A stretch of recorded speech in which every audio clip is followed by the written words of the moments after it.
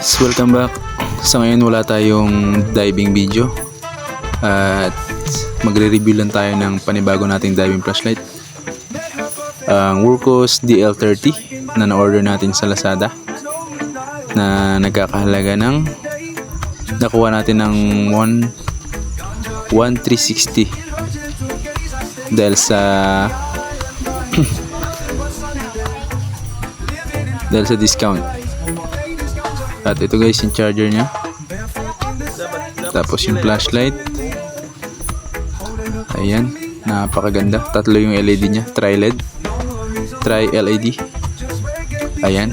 Tapos rotary switch, ayan. Tsaka din yung battery nya na 21700 na 5000 mAh na Wurkos battery, ayan guys.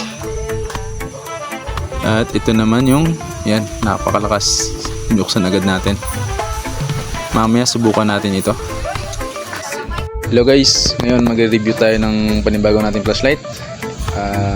Ito, Wurkos DL30. Tara, subukan natin kung malakas nga ba. Let's go. So ito guys yung flashlight natin, Wurkos DL30 na order natin sa Lazada. Ito, tatlo yung kanyang LED bulb. Tara, subukan natin. Ito yung kanyang low. Yan yung low nya guys.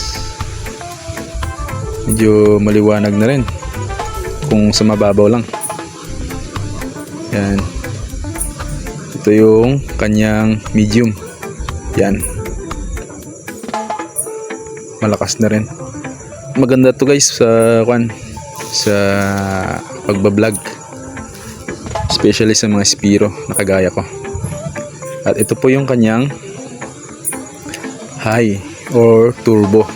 Yan, napakalakas nito guys. Yan, turbo, medium, off natin, low, medium at turbo. Yan, napakalakas nito guys. Ang Wurkos DL30 guys, yung low nya umabot ng halos 6 na oras.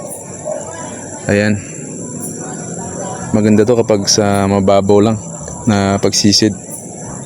Tapos yung medium nya umaabot ng halos 2 hours. Yan, napakalakas guys, kita nyo naman sa video. And then yung turbo nya is 1 oras at kalahati, 1 hour and a half. Ayan, napakalakas guys, kita nyo naman.